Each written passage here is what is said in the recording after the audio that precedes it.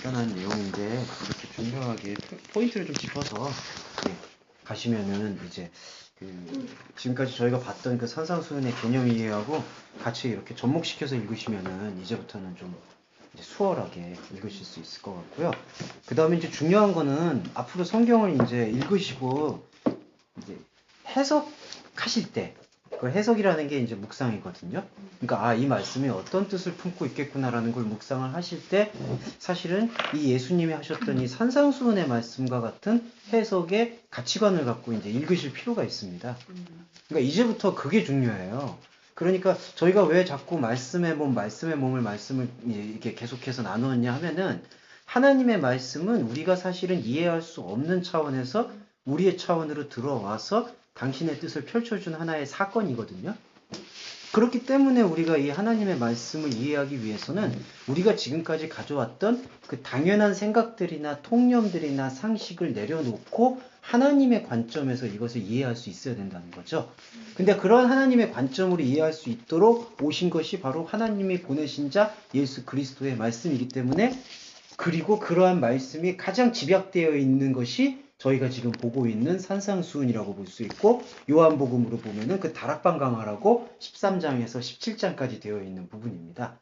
그래서 저희가 이 시간을 갖는 목적은 뭐냐 하면은 앞으로 다른 어떤 성경 구절을 읽으실 때에도 조금 오늘 심하게 말씀드리면 그냥 자기 감정에 도취돼서 예수님이 이렇게 생각하셨을 거야, 예수님이 이렇게 나한테 말씀하셨을 거야 라고 생각하는 것을 한 발짝 넘어서서 그분이 찾아와서 나한테 들려주는 말씀이 뭔가에 귀를 기울이게 되는 게 진정한 큐티가 된다. 그게 중요한 것 같아요. 그래서 오늘은 그런 맥락에서 어떤 개념과 가치관이 있는가를 한번 쭉 살펴보겠습니다. 그 성격치 혹시 없으시면 같이. 아니야, 있어. 같이 한번 보실래요? 아니면 들으셔도 되는데. 이게 풀어보면은 어두웠고 가리워졌다라는 뜻입니다. 그러니까 어두웠고 가리워진 그런 눈으로 금식하지 말아라. 그러니까 예수님께서 생각하는 금식은 지금 우리가 보는 것처럼 종교의식처럼 밥을 굽는 금식을 얘기하는 게 아니라 우리 마음속에서 하나님이 아닌 다른 것을 지워내는 과정을 금식이라고 얘기할 수 있다. 그러면은 하나님이 아닌 다른 것을 어떻게 지워내느냐? 바로 지금 말씀하시는 분이 예수 그리스도시거든요. 바로 그 예수 그리스도가 하나님이 아닌 다른 것을 지워내는 거죠. 근데 위선자들, 외식하는 자들은 뭐냐면은 내가 무언가를 지킴으로써 이걸 통해서 나와 하나님과의 관계가 성립이 되었다라고 생각하는 거예요. 근데 그렇게 생각하는 것은 사실은 자기 합리화에 지나지 않는다. 그래서 우리가 들을 때에는 이 말씀이 우리 안에 들어와서 이 말씀으로 우리가 살아갈 것을 계속해서 우리 마음속에 다짐하는 것, 그거 딱 하나밖에 없다. 그렇게 볼 수가 있습니다. 그래서 이제 금식이라는 이 개념에 대해서 여기서 지금 말씀을 드렸던 것 같아요. 그 다음에 두 번째는 뭐냐면은 19절에 보시면은 너희를 위하여 보물을 땅에 쌓아두지 말아라. 근데 여기서 이제 저번 주에 한번 같이 나눴을 때 그 보물이라는 뜻이 어떤 뜻이 있냐면은 그냥 어떤 값지고 값나가는 그런 보물을 얘기하는 게 아니라 쌓아두고 있는 동작, 그것 자체를 표현하고 있습니다. 그러니까 이거는 피할 수 있는 사람이 사실은 아무도 없어요. 인간은 이 쌓는 존재거든요. 그러니까 우리가 시간이 지나가면서 뭔가를 만들어내려고 하고 뭔가를 쌓아내려고 해요. 그렇기 때문에 너희를 위하여 보물을 땅에 쌓아두지 말아라. 이 명령은 사실은 우리가 지킬 수 있는 명령이 아니에요. 인간은 계속해서 땅에 쌓아둘 수밖에 없는 존재죠. 그러면은 이 땅에는 뭐가 있냐면은 좀과 동록, 이게 다 좀이라는 뜻은 부패하는 좀벌레를 얘기하고 있고 동록이라고 번역된 부분은 먹는 것을 얘기하기 때문에 이것은 뭐냐면은 일상의 가치, 그냥 우리 시간 속에서 마땅히 받아들이는 것들, 근데 그렇게 마땅히 받아들이고 있는 좀과 동록이 해하고, 그러니까 이 보물을 해하고 그 다음에 도적이 구멍을 뚫고 도적질 해버린다. 그러니까 이게 제일 우리가 명심해야 될 부분이, 사실은 저희가 허무주의를 얘기하는 게 아니라 하늘 아래에 땅에서 살고 있는 사람은 무언가를 땅에서 이루려고 하고 있는 목표를 두어서는 사실은 아무 가치가 없어요. 그러니까 뭐 머리 깎고 중이 되자 산으로 가자 그런 얘기가 아니라 우리는 계속 살아가는 건 맞거든요. 근데 이 살아가는 게 지금 우리가 하나님의 그 높은 생각에 들어오심을 통해서 우리가 살아가야 되는 것이지, 그게 아니라 땅에서 계속 쌓아두면 쌓아둘수록 모래성같이 흘러들어가 버리는 그런 것에 가치를 두게 되면은 우리는 사실은 아무 의미를 찾을 수가 없다. 예. 그럼 저렇게 봐도 되나요? 네. 그러니까 그냥 우리 인간에 대한 실존을 예. 그 자체로 예수께서 말씀해 주신 예. 너희들은 그렇죠. 그러니까 네. 우리 인간은 태어났을 때 네. 자기를 위해서 살 수밖에 없는 자기 우상의 네, 그렇죠. 자아숭배 존재이기 그렇죠. 때문에 자기 우상이란 껍데기 속에서 살아가고 있는 것이죠. 그래서 무엇을 해도 자기를 위해 살 수밖에 없는 존재라는 것을 그냥 선포를 해주신 거. 그렇죠. 그걸 완전히 선포를 해버리고 완전히 다른 판을 주겠다라는 것. 그 약속. 구약에서 그게 메리트 약속이고요. 그 약속의 주체가 누구냐? 바로 지금 여기 말씀하시는 분 예수 그리스도이시다. 예, 그게 여기서는 핵심인 것 같습니다. 그러면서 20절에서는 너희 자신을 위해서 보물을 하늘 안에 쌓아두어라. 이게 중요합니다. 아까 집사님께서 말씀을 해줬지만은 너희 자신이라고 하셨어요. 우리는 태어나면서부터 사실은 우리만을 바라볼 수밖에 없는 존재. 그러니까 나밖에 모르는 존재예요, 사실은. 이거는 피할 수가 없거든요. 그렇기 때문에 나밖에 볼 수 없는 이 존재가 최종적으로 바라봐야 될 것은 뭐냐 하면은 내 자신을 위해서 하늘에다가 쌓아둬야 된다는 거죠. 그럼 여기서 하늘이 어떤 하늘이겠느냐? 우리 안에 말씀으로 찾아오신 하나님을 얘기하고 있다. 그리고 21절에서 너의 보물 있는 곳에 너의 마음도 있다. 이 말씀은 너가 가고 있는 너가 정성을 기울이는 곳에 너의 마음도 있다. 그 뜻이 아니에요. 그런 뜻을 버리고 보셔야 될 거예요, 사실은. 그러니까 너가 지금 최선을 다하고 있는 곳이 어디냐? 그걸 물어봐라. 그런 뜻하고는 사실은 무관하게 너가 쌓아놓고 있는 바로 그것에 너의 마음도 있다. 그러니까 이거는 인간의 실존에 대한 얘기를 하고 있거든요. 근데 이 보물이 그리스도를 들어오심을 통해서 우리 마음속에서 하늘이 펼쳐지고 그 하늘에다가 쌓아두게 되면은 이 마음은 하나님을 대적하던 자아의 우상인 나의 마음이 아니라 나의 마음을 깨고 새로운 마음을 가져오신 그리스도 예수의 마음으로 변한다는 것이죠. 예, 그게 천국입니다. 그렇기 때문에 감히 말씀드리면 저희가 맡고 있는 이 시간 자체가 하나님의 나라가 되는 거죠. 그리고 지금 이 시간에서 우리가 지금 느낀 이 시간 속에서 하나님의 나라를 못 느끼면은 내세라고 얘기하게 되는 내세에 가서도 하나님을 못 느끼는 건 마찬가지예요. 여기서 못 느끼면 안 된다라는 것이 제일 중요한 것 같습니다. 근데 목사님 지금 이 자리에서도 그 감정적 측면을 느끼는 것이 아니라 어떻게 보면 우리가 느끼지 못할 수도 있다는 거잖아요. 예, 그렇죠. 왜냐면 하나님이 그냥 정해주시고 인정해주시는 그릇의 몸으로서만 볼 수 있는 거기 때문에 우리 자체는 그냥 무감각할 수도 있다는 얘기잖아요. 그러니까 우리가 느낄 수 있는 감정은 두 감정으로 분류가 되거든요. 감정을 느낄 수 없는 것에 대해서 열어놓는 감정이 있어요. 그러니까 기독교인의 진정한 사랑의 감정은 내가 느끼든 느끼지 못하든 하나님이 나의 주인이 되시고 하나님이 나의 아버지가 되신다는 사실을 열 수 있는 감정. 그러니까 바로 이 감정이 지금 시간이죠. 예. 그러니까 그 감정 이후에 그 밀려 들어오는 하나님의 감정은 우리가 잡을 수도 있고 잡을 수도 없어요. 예, 그렇게 말씀드릴 수 있겠습니다. 그리고 또 하나는 그렇게 잡을 수 없는 하나님의 감정과 아버지의 사랑이 들어오잖아요. 그러면 우리가 지금 느끼는 감정들 있잖아요. 희노애락들. 이 희노애락들이 그 감각들이 보이지 않았던 하나님의 감각 안으로 다 흡수가 돼버리는 거예요. 그 다음에 더 축복인 건 뭐냐 하면은 우리가 이전에 하나님을 모르고 우리가 흔히 말해서 하나님을 모른 채 살아가고 있었던 그 시간의 감각들까지 지금 이 시간의 감각 안으로 흡수가 돼요. 왜냐하면 하나님의 시간성은 우리의 시간성을 넘어선 분이기 때문에. 예. 그러니까 더 이상 왜 제가 이런 말씀을 드리냐면은 기독교인이든 기독교인이 아니든 이 존재는 항상 과거에 노예가 돼 있어요. 저번에도 한번 말씀을 드렸지만은 인간은 되게 거창해 보이지만은 어렸을 때 느꼈던 그 무의식의 트라우마로 또 평생 가는 경우가 있습니다. 보면. 예, 외로움을 느꼈던 사람은 평생 그 외로움에서 벗어나지 못하고 뭔가 거만함을 느꼈던 사람은 거만함에서 벗어나지 못하고 예, 그렇기 때문에 인간은 과거의 노예가 된 채 계속 미래를 살아가는 것이거든요. 이거를 고리를 끊어낼 수 있는 저는 유일한 맥락이 바로 아버지의 사랑의 실체인 그리스도 예수다. 예. 그리고 이제 22절로 넘어가겠습니다. 22절, 23절은 눈은 몸의 등불이다. 그래서 너의 눈이 성하면 온몸이 밝을 것이고 눈이 악하게 있으면 온몸이 어두우니 그 빛이 어두움 안에 있으면 그 어둠의 크기를 깨달을 수 있겠느냐. 이제 이렇게 다시 풀어서 번역이 되는 것 같습니다. 그러면 여기서의 중요한 그 입장은 뭐냐면요. 예수 그리스도가 우리한테 얘기하고 있는 몸의 실체는 뭐냐? 보는 것 딱 하나, 듣는 것 하나, 그렇게 이제 압축이 됩니다. 그래서 여기서는 눈은 몸의 등불이다라고 얘기했을 때, 이제 예수님은 사도 바울도 마찬가지 생각을 했는데요. 이 눈이라는 게 지금 옵탈모스가 이제 옵타노라고 해가지고 본다라는 뜻인데 보는 것이 곧 소마, 몸이다. 예, 이렇게 지금 표현하고 있는 걸 볼 수 있습니다. 그래서 여기 보시면 너의 눈이 성하게 있다. 성하게 있다라는 게 뭐냐면은 아플러스.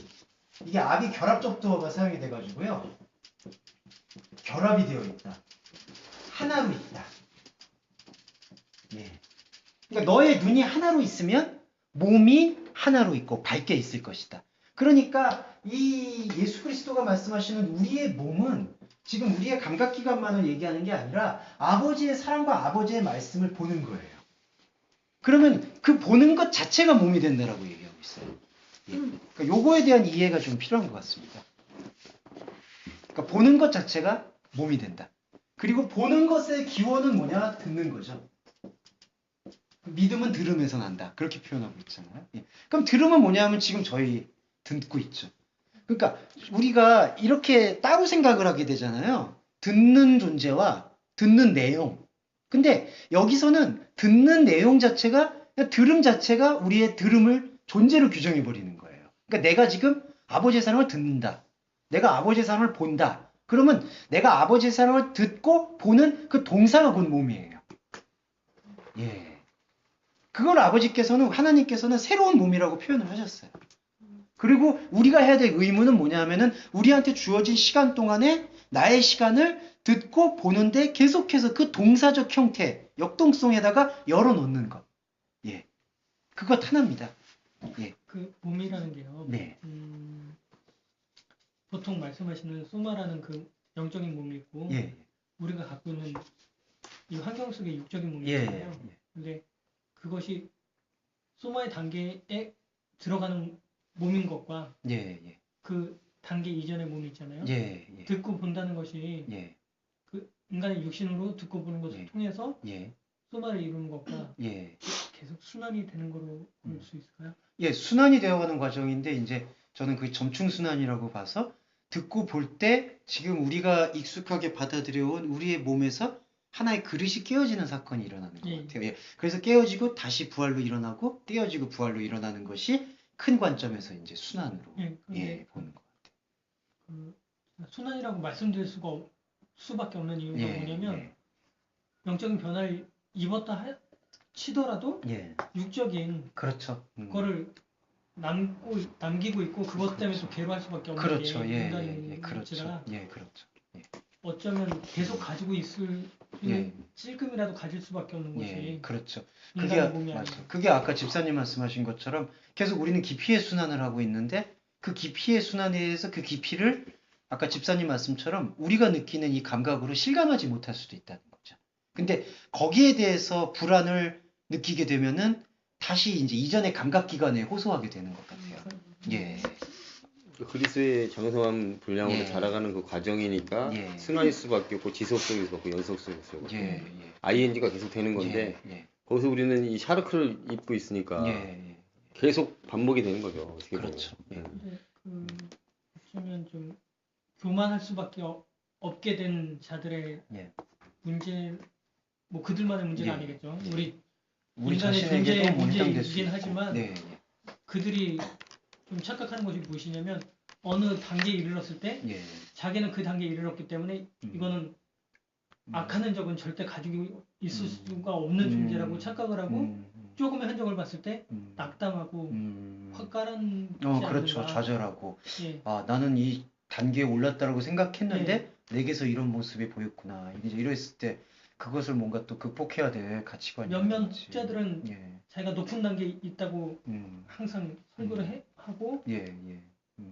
꼭 그 단계에 이르지 않으면 안 되는 것처럼 이 정도는 이루어야지 성화가 되는 것입니다라고 가르치는 혹자들이 좀 있는 것 같아요. 있는 것 같아요. 그거는 그게 왜냐면 잘못된 거. 죄에 대한 개념부터 잘못되어 있기 때문에 자기들이 느끼는 죄하고 단추를 잘못된 거. 요거를 안 하면 의인이라고 생각하는 그것 때문에 착각을 하고 있는 거죠. 사실은 이 강론으로서의 죄는 안 나올 수도 있잖아요. 어떻게 보면. 그렇죠. 나올 수도 있고 안 나올 수도 있고. 있는데 평생 우리는 어떻게 보면 죄를 안 짓고 갈 수 있는 존재가 아니라 질 수밖에 없는 존재예요.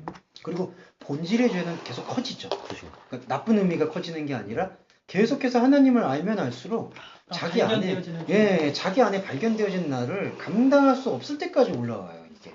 그래서 바울이 그런 고백을 한 부분도 있지 않았는가. 죄인 중에 기술한 고백이 거기서 나오고. 완전한 단절이죠. 그러니까 근데 자기는 세상적으로는 깨끗해 보이는데 보니까 하나님을 알아갈수록 나라는 존재는 하나님을 알 수도 없고 하나님과는 진짜 계속 거리가 멀어져 갈 수밖에 없는 존재인가를 철저히 자각을 했던 거죠. 그래서 우리는 그 자각을 축복이라고 맞이할 수 있는, 없음을 있음이라고 긍정할 수 있는 바로 그 지점을 계속해서 모색해내야 되고, 그 모색의 광맥은 저는 말씀 외에는 없다고 봐요. 그거는 계속해서 반복해서 말씀드릴 수 있을 것 같아요. 확신할 수 있고. 그래서 여기서 눈이 성악에 있다. 그렇다면 눈이 성악에 있는 게 중요한 것인데 이게 붙어 있다. 결합되어 있다. 누구와의 결합이겠느냐? 이거는 요한복음의 표현을 빌리면 포도나무의 그 비유로 들 수가 있겠습니다. 근데 포도나무에 이것이 결합이 되려면은 사도 바울의 텍스트처럼 찍혀져 먼저 나가야 돼요.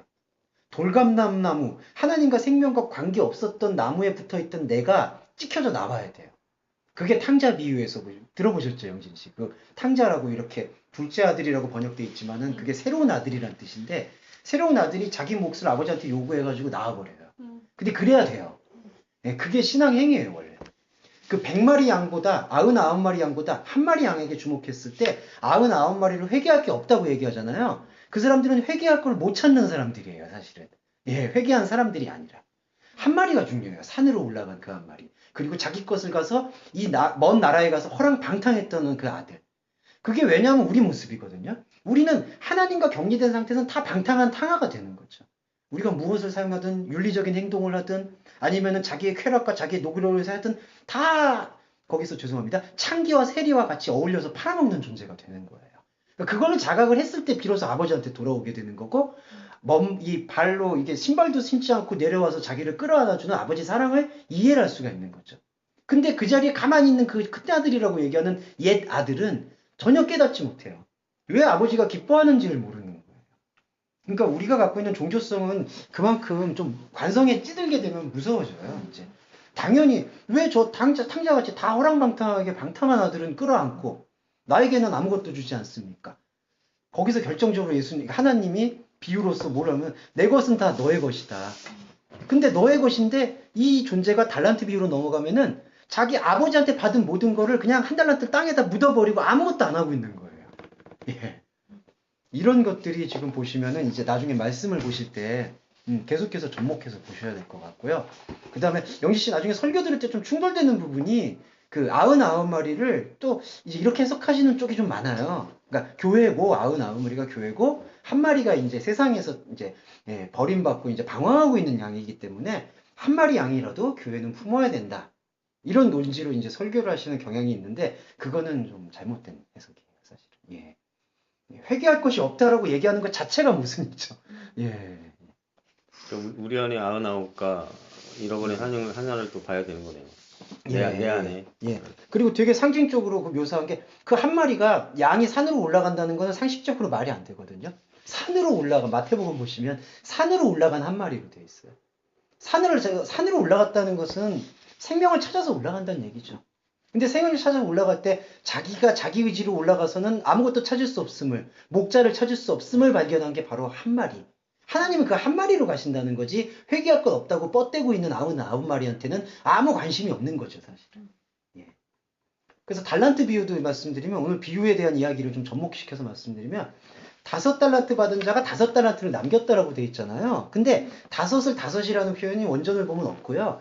5달란트를 받은 자가 새로운 달란트, 다른 달란트를 가져왔다. 그게 정확한 번역입니다.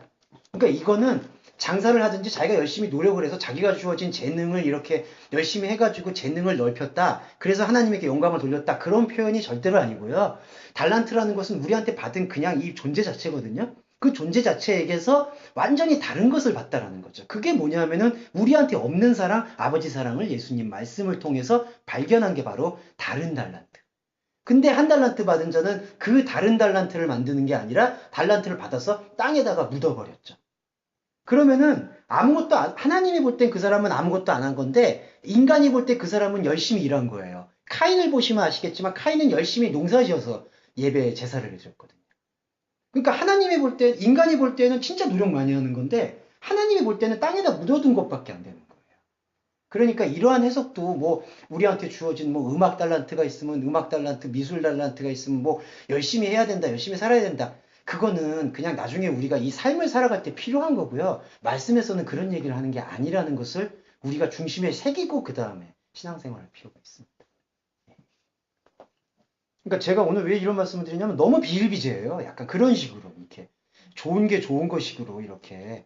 예. 목사님 근데 다른 거 읽다가 뭐 말씀이랑 연결시키라는 거 그게 무슨 뜻이에요? 다른 거 있다고요? 아니 제가 이렇게 혼자 예, 그렇죠. 이제 만약에 뭐 저희 저번에 목회서신 같은 거 같이 읽었었잖아요. 디모데 후서나 디모데 전서 같은 거 언제요? 일산 때. 그때 집사님 죄송해요. 집사님 그때 소주. 자꾸 제가 예. 아니 그거는 뭐 집사님 이해하시죠? 네네네. 그러니까 그렇게 읽으실 때 이렇게 우리가 통념으로 그냥 당연하게 이해하고 있는 것들이 사실은 너무 많거든요. 성경에서. 그러니까 이런 것도 대표적인 게 바울서신 읽을 때 쉬지 말고 기도해라. 그런 게 있거든요. 범사에 감사해라. 쉬지 말고 기도해라. 근데 이거를 그냥 우리가 받아들일 때 쉬지 말고 기도해야지. 안 쉬고 기도해야지. 예, 그랬다가 왜 갑자기 너무 쉬지 말고 끝까지 들어봐야 돼요. 예. 그러니까 쉬지 말고 그럼 기도하라는 얘기냐? 근데 그런 얘기가 아니라 쉬지 말라는 것은 뭐냐 하면은 위의 것을 멈추라는 얘기거든요. 위의 것을 멈추는 기도를 해라. 그 얘기는 뭐냐면은 우리가 위를 바라봐서 기도를 하는 게 아니라 위에 계신 그분이 찾아와서 우리를 대신해서 기도해 주시는 거거든요. 근데 우리의 기도가 만약에 하나님에 대한 그 찾아옴에 대한 발견에 있지 아니하고 내가 올라가겠습니다. 그러니까 그분이 내려오신다고 하는데 아니야 당신 거기 계세요. 내가 못 올라가는데. 그래서 그렇게 이해를 하게 되면은 쉬지 말고 기도하는 게 그냥 내가 열심히 기도해야 되는데 기도하지 못하면 안 되겠구나. 더 열심히 기도해야 되겠구나. 하나의 목표로 보는 것과 위의 것을 멈추는 기도를 해야 되겠구나. 그럼 그 기도가 뭐지라고 질문하는 것과 완전히 차이가 생기죠. 쉬지 말고가 위의 것을 멈추라는 예, 뜻이에요? 그게 이제 공인된 헬라어 사본에 그렇게 나와요. 위의 것을 멈추라가 위의 것을 멈추라. 그러니까 위에 스스로 계단에 오르는 것은 스스로 우리가 올라가는 게 아니라 위에 계신 그분이 내려오는 거예요. 그거 어떻게 알아요? 이제 그러니까 저희가 산상수훈에 이런 그 개념의 베이스가 있거든요. 지금 저희가 계속 나누는 게. 그러니까 이런 바탕을 두고 이 말씀이 이런 말씀이겠구나라는 것과 그렇게 하시면서 조금 더 발전이 되면은 이제 그러면 이제 헬라어 사본 같은 부분을 같이 대조해서 보시면서 이 단어는 이러한 의미였겠구나. 그러면서 이제 자신이 그 안에서 하나님의 생각과 대화를 하기 시작하는 거죠. 그게 신앙생활이에요. 제가 봤을 때는. 예. 그렇게 하면서 우리가 기도하고 찬양하고 느낌을 갖고 우리가 갖고 있는 신앙생활을 할 때 그러한 모든 신앙의 요소들이 본질의 신앙과 이 아플로스, 성하게 되는, 접붙임이 되는 사건이 일어나는 거죠. 예. 그래서 말씀을 드리고 있습니다. 예. 그리고 눈이 나쁘다는 게 뭐냐면 여기서 포네로스가 사용돼서 악하게 있다. 눈이 악하게 있다는 건 뭐냐면은 접붙임이 안 돼 있다는 얘기고요. 접붙임이 안 됐다라는 얘기는 뭐냐면은 아직도 우리가 이 마른 가지 속에 뿌리 박혀 있다. 이런 표현을 지금 하는 것 같습니다. 그래서 눈이 나쁘면은 몸 자체가 어둡다. 근데 어두운 게 우리 차원에서 어두운 게 아니라 이제 하나님의 차원에서 볼 때 어둡다. 그러니까 하나님이 이 포네라스, 나쁜 눈을 갖고 있는 존재에게 관심을 못 갖게 되는 거죠. 발견을 못 하시는 거고. 그래서 너 안에 있는 어두움 안에, 너의 빛이 어두움 안에 있으면, 그래서 여기서는 빛이 어두우면이라고 되어 있는데 다시 풀어서 보면 빛이 어두움 안에 있으면, 이 어두움이라는 게 바로 하나님과는 격리되어 있는 우리 자신의 골방이죠. 이 골방을 우리가 허물을 필요가 있어요. 그러니까 오늘은 두 골방에 대해서 말씀을 드리겠는데, 예수 그리스도의 골방이 있으면 또 예수 그리스도, 나를 사랑하시는 아버지에게 나를 열어두기 싫어하는 나의 보루가 있어요. 최후의 보루가. 그러니까 이 골방이 열리지 않으면은 그리스도의 골방으로의 이 방이동이 안 돼요. 그래서 두 방을 같이 쓸 수가 없어요. 그래서 24절에서는 두 주인을 섬기는 능력은 없다. 그러니까 제가 이 두 방에 대해서 말씀을 드렸을 때 존재한테는 한 방만이 존재해야 되거든요. 딱. 근데 그 방이 자기만의 방인데 이 자기만의 방이 그리스도와 연합된 방이 되느냐 아니면 그리스도를 밀어내고 나만 바라보게 되는 자기만의 방이 돼버리느냐. 여기에 따라서 인간의 존재는 하나님과 함께하느냐, 하나님과 떨어지느냐. 원색적으로 표현드리면 천국이냐, 지옥이냐. 그렇게 나눠지는 것 같아요. 예, 그렇게 얘기 드릴 수 있겠고요. 그리고 이제 이 말씀 한 가지 더 드리면, 그러면 눈이 성하게 된다라면은 이게 이례적인 거냐, 아니면은 지속적인 거냐? 우리가 봤을 때, 우리 시간에선 이건 지속적인 겁니다. 그러니까 눈이 성하게 있다라고 했을 때 이게 한번 갑자기 예수님한테 깨달음을 얻고 비춤을 받았기 때문에 아, 내가 봤어. 예수님 봤고 들었어. 그러면 그 자체로 몸이 돼버리고 완성이 되는 거냐? 이제 그게 아니라는 것을 지금 얘기해주고 있어요. 그러면 우리는 어떻게 해야 되느냐? 우리가 계속해서 하나님이 발견해 주시는 몸의 발견체가, 부활체가, 오늘 지금 말씀을 통해서 부활체가 일어나거든요. 그러면은 부활체가 일어난 내가 있고 아직 부활체가 되지 못한 나들이 있어요. 그게 내 안에 또 다른 나들, 원수, 이웃 그렇게 표현하고 있고요. 그러면은 이 눈에 비춰지는 하나님의 말씀의 빛을 소멸시키지 아니하고 더 생각하고 품고 묵상하고 나아가서 하나님을 발견하지 못한 또 다른 나들, 또 다른 이웃들, 내 안에 또 다른 나들을 하나님과 하나 만들어가는 그런 지속 과정이 필요한 거죠. 인생에서. 예, 그리고 방에 대한 설명으로 넘어가서 24절에서 한 사람이 두 주인을 섬기지 못한다. 그 섬기지 못한다는 걸 다시 풀어보면은요, 그냥 섬길 수 있는 능력이 없다. 그러니까 인간에게는 근데 이 두 주인을 지금 인간의 현실은 이 존재의 현실은 두 주인을 같이 섬기고 있는 상황입니다. 그래서 이것을 성경에서는 간음이라고 얘기하고 있고요. 왜 간음이 되느냐 하면은 인간은 하나님을 섬긴다라고 얘기를 해요. 종교인이 아니더라도. 꼭 뭐 기독교인이 아니더라도 다른 종교를 믿는 사람은 다른 신이 되고 종교가 없다고 얘기를 한다 하더라도 그 사람은 자기 자신이 종교가 되죠. 나는 나만 믿어 그러면. 그런 사람 들어보신 적 있지 않으세요? 세고 셌죠. 예, 세고 셌죠. 그냥 나는 나를 믿어. 예, 예. 그거는 무신론자가 아니라 그냥 자기를 신으로 삼는 사람이죠. 예. 그렇기 때문에 사람은 하나님을 섬길 수밖에 없어요. 근데 그 하나님이 이 맘모나라고 얘기되어 있는 우상 하나님의 그 틀을 깨는 말씀의 생명력이 없으면은 그 하나님은 진짜 하나님이 아니고 자기가 섬기고 있는 십계명에서 말하고 있는 다른 신이죠. 너는 나 외에 다른 신을 두지 말아라. 그러니까 하나님과 그 재물을 겸하여 섬길 수 없다라는 얘기는 지금 우리 상황을 말씀을 해주시는 거예요. 우리는 하나님을, 우리라고 얘기해서 죄송하지만 우리는 하나님을 섬긴다라고 우리 열심을 하고 있지만 이 하나님의 상이 물질의 상, 세상의 상, 땅의 그 상에 머물러 있으면은 하나님을 만날 수 없기 때문에 이 하나님은 참 하나님이 아니다. 그렇게 볼 수 있어요. 그러니까 우리가 이 예수 그리스도의 말씀을 통해서 두 주인을 섬길 수 있는 이 능력을 깨어낼 수 있으려면은 진정한 방, 진정한 마음, 진정한 주인이 들어올 수 있도록 계속 통로를 열어놔야 되는 거예요. 네. 그 한 주인을 포기해야 되는 거잖아요. 그렇죠. 그죠? 예. 그래서 어떻게 보면 하나님을 섬길 수 있다라는 그 자체를 포기를 해야 되는 거예요. 조금 더 깊게 들어가면 우리 차원에서 하나님을 섬길 수 있는 어떠한 것도 없기 때문에 우리 자꾸 무엇을 해서 하나님 섬겨야 된다, 무엇을 해서 하나님 기쁘게 해야 된다 이렇게 생각을 하는데 사실은 하나님을 섬길 수 있는 게 아니라 하나님 우리를 섬겨줘서 그냥 우리가 천국에 들어가는 그렇죠. 섬겨주셔서 그 섬김의 마음을 나타내는 것. 이제 우리가 최선을 다해야 될 신앙생활은 그 자신의 하나님의 섬김이 우리 안에서 펼쳐주시잖아요.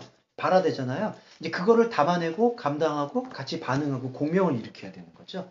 그러니까 우리의 신앙생활은 바로 그 부분이고 우리 자신이 섬기겠다라는 그런 접근과는 거리가 멀어지는 거죠.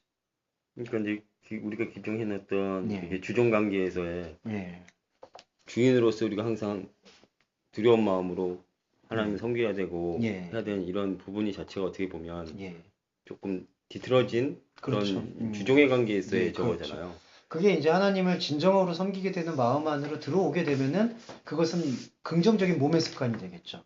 그러니까 예배에 꾸준없이 참여하시고 그런 습관을 갖는 것, 몸의 습관도 중요하거든요. 그런 습관이 만약에 그 참 하나님을 만나는데 가로막게 되는 걸림돌이 된다면은 그건 재앙이지만 그거를 이제 깨내게 되는 상황이 된다면은 그 몸의 습관은 우리에게 유익이 될 수가 있겠죠. 예. 그러니까 저희가 신앙생활을 하게 될 때 그 부분에 대한 균형을 잘 이렇게 맞춰 나갈 필요는 있는 것 같아요. 예. 그러면서 25절에서는 목숨을 위하여 무엇을 먹을까, 무엇을 마실까, 몸을 위하여 무엇을 입을까 중요한 생각하지 말아라. 이게 먹고 마실 거, 그러니까 일상에 먹고 마시는 거 걱정하지 말아라. 이 얘기가 사실은 아닙니다. 갑자기 뜬금없이 그 얘기를 하시는 그분이 아니세요. 예수님이 한 가지 다 맥락을 갖고 있기 때문에. 그럼 이 얘기는 뭐냐? 염려하지 말라는 것은 풀어보면요. 메린나테는 거기에다가 생각을 갖지 말아라. 거기에 관심을 갖지 말아라. 그래서 혼을 위하여 너희의 목숨이라고 했을 때 너희의 혼성, 우리가 가지고 있는 이 혼성을 통해서 어떤 것을 먹어야 될지 어떤 것을 마셔야 될지를 관심 갖지 말아라. 그럼 여기서 먹고 마신다라는 게 어떤 의미를 갖냐면요. 이게 혼이라는 단어하고 결합이 되면은 종교 행위를 얘기하고 있어요. 그러니까 내가 어떻게 기도해야 될지, 내가 어떻게 예배를 해야 될지, 내가 어떻게 하나님을 믿어야 될지 거기에 오히려 관심을 갖지 말아라. 그럼 이 얘기는 뭐냐 하면은 마지막 넘어가면은 33절로 나가서 너희는 우선적으로 그의 나라와 그의 의를 구하라.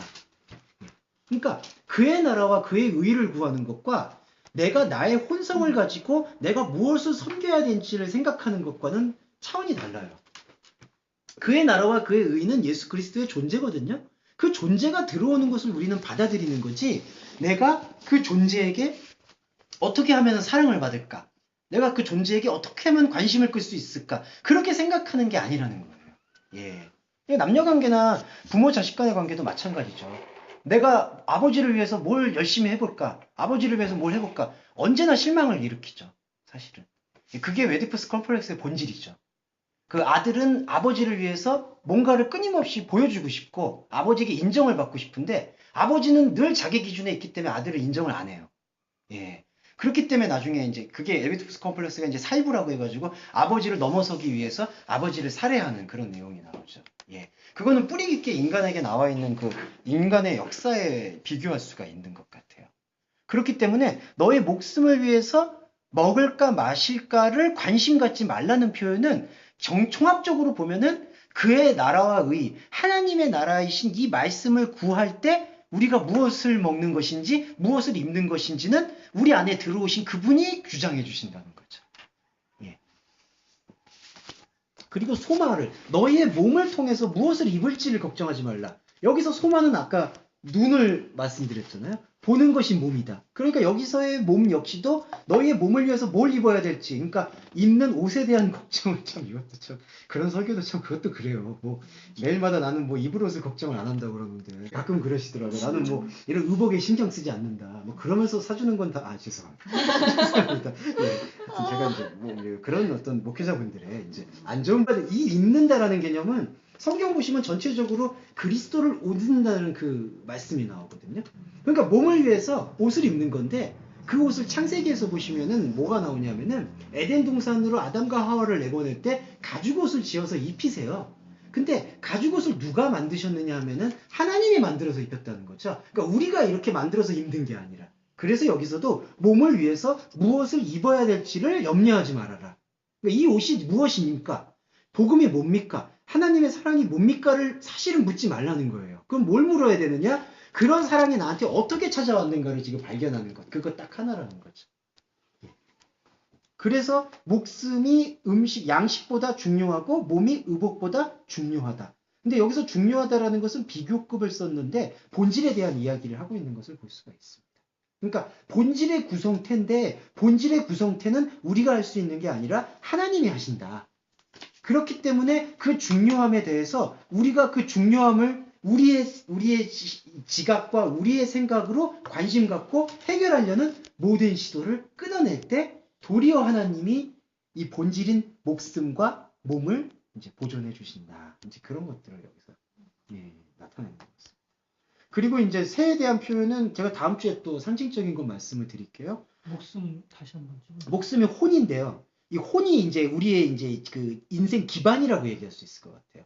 근데 그 혼을 우리가 이 혼을 무엇을 통해서 이렇게 먹고 마시게 할까? 그러니까 우리가 가지고 있는 이 지식 기반을 우리의 의지로 어떻게 수립하고자 할까?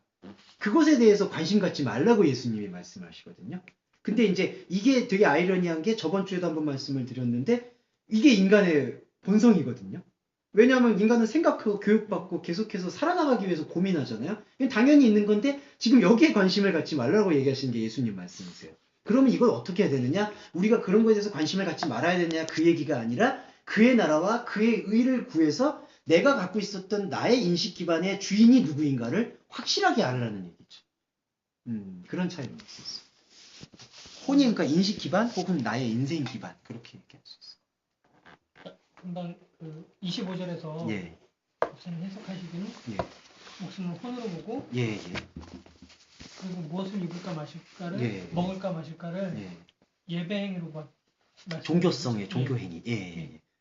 그러니까 혼을 가지고 나의 혼의 의지로 나의 종교행위를 해소하려는 것을 멈추라는 게 왜냐하면은 너의 목숨을 위해서 먹을까 마실까 염려하지 말라는 게 관심을 갖지 말라는 그런 얘기로 풀 수가 있기 때문에 우리가 가지고 있는 혼성에 우리가 우리 의지로 관심을 가져서 우리가 주어져 있는 이 종교성을 해소하려고 하지 말아라. 이 혼이라는 인간 자체가 갖고 있는 혼이라는 특성이 무엇인가 예배하기를 그렇죠. 종교적인 전제가 전제가 깔려 있죠. 그러니까 지금까지는 인간이 이렇게 살아왔다라는 걸 설명을 해주시면서 이제 그걸 끊어라. 그러면 끊으면 어떻게 됩니까? 그의 나라와 그의 일을 구해라. 지금 말하는 나를 들어라. 말하는 나를 봐달라. 딱 그 얘기로 이렇게 압축이 되는 것 같습니다. 조금 극단적으로 얘기하면 인간의 측면에서 할 수 있는 그 행위들의 모든 전반에 대한 이 행위를 통해서 무엇을 얻어내려고 했던 모든 그 행위 자체를 멈추라는 거죠. 그걸 멈췄을 때 진짜 그분의 행함이 들어오시면서 그분 성령의 견인으로 끌고 갈 수 있는 행함이 나온다는 거죠. 새로운 성장이 이루어지죠. 그래서 여기서 27절에서는 너희 안에서 누가 관심을 가짐으로써 염려함으로 그 키를 한 자나 더 할 수 있느냐. 키가 아니라 헬리키아는 키라는 단어라기보다는요. 성장하다는 뜻으로 읽는 게 더 정확합니다. 그러니까 이렇게 왜냐하면 요즘에는 뭐 우유 먹으면 키 크잖아요. 이제 그러니까 이게 그 신체 죄송해요. 너무 찌질한 비유예요. 하나님이다. 이렇게 말씀하시려는 그런 측면이 아니라 여기서의 장성함이라는 것은 우리 안에 하나님이 아니었던 그 자리를 내어내고 하나님의 생명이 들어온 그 골방 그걸 조금 표현을 드리자면 그게 우리 안에 이제 숨어 있었던 아이라고 표현할 수가 있거든요. 그 아이가 자라나는 걸 얘기할 수 있어요. 근데 그렇게 자라나는 것을 우리가 지금까지 우리 떠받들고 있는 우리의 방에서 키울 수 있느냐? 못 키운다는 얘기죠. 새로운 요람이 필요하고 새로운 태반이 필요하다. 그걸 왜 제가 숨은 아이라고 말씀을 드렸냐면 숨었다는 것은 진리의 반대고요. 아이라는 것은 오직 하나만 바라보게 되는 존재성을 상징합니다. 그래서 예수님께서 어린아이가 되지 않으면 하나님 나라 못 들어간다고 하셨거든요. 떼쓰고 그런 거를 얘기하는 게 아니라 어린아이의 습성을 얘기하는 게 아니라 딱 하나의 어린아이의 습성, 아버지만 바라보는 습성이죠. 그러면서 그게 구약의 질투의 하나님과 연결이 됐죠. 그때의 질투 역시도 하나만 보겠다라는 뜻이기 때문에 그렇기 때문에 우리 안에 있는 아이를 근데 이렇게 우리가 키우지도 못하는 우리의 요람에서 아이를 가둬버리잖아요. 좀 죄송한 표현인데 그럼 아이는 그 안에서 괴물이 되거나 죽거나 그렇게 되는 거죠. 그렇기 때문에 이 자기의 그 키, 성장을 더 할 수가 있겠느냐.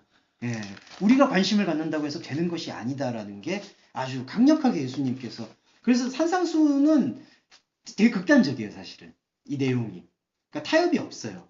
이제 다른 서신서들이 그래서 제가 왜 큐티를 할 때 여기를 기반을 가지고 다른 것들을 읽게 되면은 조절이 가능해지는 거죠. 쉬지 말고 기도하라는 것도 이제 그러면 그런 맥락이구나. 위에 계신 분이 와서 나에게 함께 해주실 때 내가 기도할 수 있구나. 이렇게 묵상을 할 수가 있는 거죠. 그냥 내가 내 의지로 쉬지 말고 기도하고 그렇게 안 됐을 때 회개하고 이러면 악순환이에요 이게. 집사님도 계속 24시간 기도를 하셨다고 하셔서 있어요. 저는 아플 때 아프고 기쁠 때 기쁘고 화날 때 화나고 근데 그것들을 뭐 아까 우리 전도사님 너무 정확하게 지적해 주신 것처럼 뭔가 나는 경지에 올랐는데 나한테서 이런 화가 난다? 분노가 있다? 사람에 대한 미움이 있다. 뭐 좀 찌질함이 있다. 나 이런 용납을 못한다. 그렇게 얘기하는 것 자체가 너무 넌센스가 아닌가. 사람한테는 다 그건 주어져 있고요. 그리고 단지 공동체를 위해서 그런 것들을 조절하는 것이죠, 사실은. 그거를 뭐 극복했다, 뭐 이겼다. 저 그런 표현 별로 안 좋아해요. 난 이겼습니다. 뭐 완전히. 아니, 뭐 이길 게 따로 있지, 뭐 그런 걸 꼭 이겨야 됩니까? 승리하세요. 맨날 승리해. 그런 거 승리해야 되죠. 승리하세요. 이기동 오빠 하는 소리인데. 여기 마무리를 할게요. 29절에서 이 얘기가 중요한데요. 솔로몬이 갖고 있는 모든 영광이 이 꽃 하나만 같지가 않다.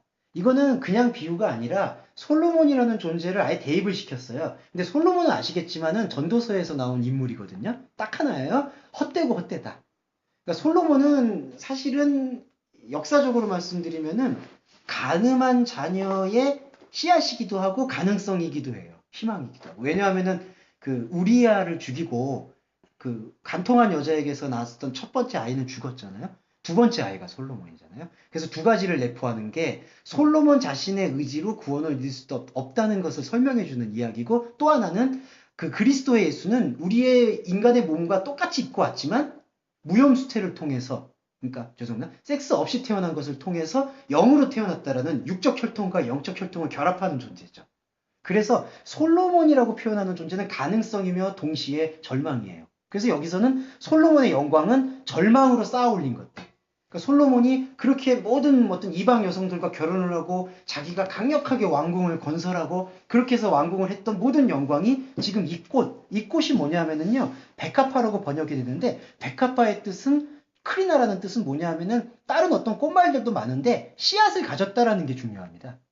들에 핀 백합화가 이 꽃이라는 꽃말 중에 히브리어에는 떼세하고 아세브하고 두 단어가 있는데, 아세브는 씨가 없는 식물, 그 다음에 떼세 같은 경우에는 씨를 가진 식물.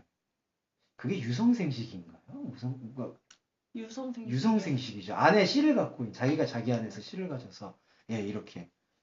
그래서 이 크리나는 유성생식할 수 있는, 자기가 씨를 갖고 있는. 그래서 29절에서는 솔로몬의 모든 영광이 이 꽃 하나만 같지 않다고 했을 때, 이 꽃은 뭐냐면은 그리스도의 씨앗을 가졌다는 것이죠. 새 생명을. 그래서 많음과 하나로 아예 비교를 해버려요. 그러니까 우리의 신앙생활이라는 것은 사실은 쌓아나가는 게 아니라 그냥 하나를 깊이로 가져가는 것, 딱 하나죠. 그러니까 많고 적음, 내가 신앙생활 얼마를 했어? 방언도 중요하지만 말씀드릴게요. 내가 방언을 몇 시간을 했어? 내가 헌금을 얼마를 했어? 내가 내가 교회에서 어떤 위치야? 이런 게 중요한 게 아니라 나와 찾아주신 나의 하나이신 하나님과 내가 얼마나 가까워졌냐가 중요하다는 거죠. 그러면 29절을 우리가 여기 번역은 이렇게 있지만 꽃씨로 생각하는 게 꽃씨로. 맞습니다. 홀씨라고도 이거 번역되는 것도 괜찮을 것 같고요. 그러니까 생명을 낳을 수 있는 것이죠. 그럼 솔로몬 자체를 그 우리의 원죄성으로 보고 원죄성 안에 들어오신 그 씨가 그리스도 그렇게 봐야 돼요. 그래서 솔로몬의 태생 자체를 그렇게 묘사했죠. 그러니까 원죄성의 뿌리를 첫 번째 죽었던 그 아들, 다윗의 간통에서 낳은 그 아들, 그리고 솔로몬은 두 번째죠. 그러니까 솔로몬 자체는 사실은 희망의 총아인데, 솔로몬이 살아왔던 모든 인생은 다윗의 기대와 욕망이 투영된 존재거든요. 성전 짓지 말라고 하나님이 그렇게 옛날부터 얘기했는데 성전 지어서 영광 돌리겠다고. 죄송합니다. 그 성전 지으면 안 되잖아요. 이거 예수님이 46단 지은 성전도 헐어버리라고 하는데. 그러니까 그 원죄성 안에서 쌓아올렸던 그 사람들이 보기에 했던 그 영광들이 사실은 다 무너져 버릴 것들이라는 거잖아요. 다 허물어져. 그래서 선지자들이 다 얘기한 거죠. 이거 다 무너지고 새로 지어야 된다. 예레미야 그랬죠. 예레미야 애가 그랬죠. 애가 이사야 다 허물어져야 된다고 얘기했어요. 그래서 이걸 말씀을 드렸습니다. 그래서 30절에서는 뭐 아궁이에 던지우는 들풀도 입히신다. 너희일까 보냐 믿음이 적은 자들아. 이건 이제 이 비유고요. 믿음이 적다라는 것은 냉정히 말씀을 드리면 믿음이 없는 자들아. 이때 당시는 성령을 받기 전이라 믿음이 사실 없기도 하고요. 또 오늘날에도 사실은 우리의 고백은 우리가 믿어서 믿을 수 있는 것이 아님을 고백하는 게 신앙생활이죠. 그래서 주여 내가 믿습니다. 나의 믿음 없는 것을 도와달라는 게 솔직한 주기도문이 돼야 된다. 그래서 32절에서는 무엇을 먹을까, 무엇을 마실까, 무엇을 입을까, 이건 다 이방인들이 구하는 것이다. 그러니까 앞에서 말했던 이건 이방인이 이스라엘 사람 아닌 반대가 아니라 모든 존재 안에서 하나님에 대한 생명을 발견하고 열어놓는 것이 아닌 행위들은 다 이방인들의 것이다. 그러면서 33절이 마지막으로 그의 나라와 그의 의를 구하라. 그리하면 모든 것을 너희한테 더하신다는데, 모든 것은 두 가지 의미가, 한 가지 모든 것은 우리 안에서 아까 숨었던 아이 있잖아요. 그 숨겨졌던 아이가 하나님의 골방 안으로 안식하게 되고 자라나는 모든 것. 그게 하나님이 볼 때 만물이거든요. 모든 것.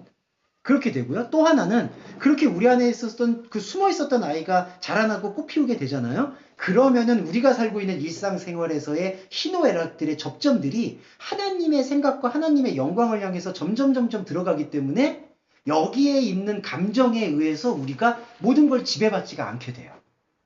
예. 그래서 이제 그거는 이제 그리스도인의 하나의 그걸 변화라고 얘기하면 변화할 수도 있겠는데 이제 삶의 본성에서 너무 일희일비하지 않게 되는 거죠. 이 삶 속에서 갑자기 어느 때는 감정이 이렇게 치솟았다가 또 어느 때는 이렇게 내려앉았다가 근데 인생을 살면서 다 이 사이클은 있을 것 같거든요. 좋을 때가 있으면 나쁠 때도 있고 저는 나쁠 때만 있는 사람은 없다고 보여요. 항상 다 좋을 때가 있고 나쁠 때가 있고 근데 어떤 사람들은 다 이렇게 노력을 하려고 하잖아요. 좋을 때 다 대비를 해가지고 나쁜 거를 안 하게 만들자. 나쁜 거 없게 만들자. 근데 저는 그거는 아닌 것 같아요. 예. 이 나쁠 땐 나쁠 수밖에 없는 것도 있고 다만 그럴 때 우리가 그것에 감정에 내 자신을 다 할애해버리잖아요. 그러면은 회복하기가 힘들어져요. 나쁠 때는 오히려 회복이 쉬워요. 나쁠 때는 자기가 환경이 척박하거나 감정이 피폐해질 때는 그래도 아버지 사랑을 갈망하게 되거든요. 기쁠 때나 충만할 때가 오히려 안 좋아요. 그러니까 이때는 하나님의 충만이 아니라 어떤 세상에서 뭔가 그래도 뭐 좀 이룬 것 같고 그래도 뭐 좀 이 정도면 된 것 같고 이랬을 때는 아무 생각이 안 들어요. 사실은 아버지의 사랑에 대한 감각이 무뎌져요. 오히려. 예, 그거는 맞는 것 같아요. 근데 좋을 때도 이러한 생명의 감각이 더 예민해져야 될 것이고 나쁠 때 특별히 보상 심리로 나 이거 나쁠 거 벗어나기 위해서 또 말씀을 찾는 행위도 계속해서 힘드시겠지만 견제하면서 나아갈 필요가 있는 거죠. 예. 그래서 우리 기도할 때 저 이것만 해결해 주시면 정말 뭐 내가 이제 뭐 완전히 하겠습니다. 그래서 이 얘기는 좀 그렇지만 뭐 이게 꼭 뭐 서운하잖아요. 뭐 일이 너무 안 되니까 기도원 가가지고 제가 이것만 해주시면 제가 목사 되겠습니다. 그랬더니 사업을 부흥시켜 주시면은 뭐 내가 근데 되는 사람도 있으시고 안 되는 사람도 있는데 되는 사람들도 그것도 이상한 거죠. 되고 난 다음에 별로예요 보면. 예. 네, 그래서 제가 좀 허무주의로 말씀드린 게 아니라 그렇게 신앙생활하면요 계속해서 이 감정의 롤러코스터에 놀아날 수밖에 없어요. 예, 그래서 말씀을 드렸습니다. 그리고 마지막으로 34절에 보시면은 내일 일을 위하여 염려하지 마라. 이게 왜 그러냐면 주기도문 보시면 아시겠지만요.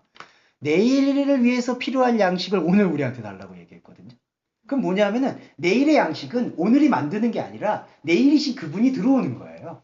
그러니까 내일을 위해서 우리가 염려한다고 내일이 만들어지는 게 결코 아니죠. 내일은 이게 바로 하나님 사랑, 하나님 시간. 하나님의 사랑은 우리가 만들 수 있거나 하나님의 사랑은 나한테 이럴 거야. 아버지는 나를 이렇게 사랑하실 거야. 그렇게 기대하는 것과 다를 수도 있고 같을 수도 있죠. 그냥 그건 일방적인 거죠.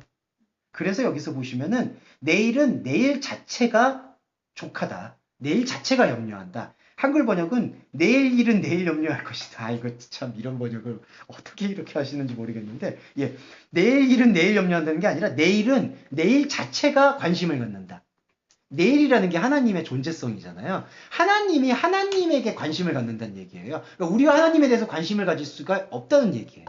그 다음에 오늘의 괴로움은 오늘에서 풀어질 것이다.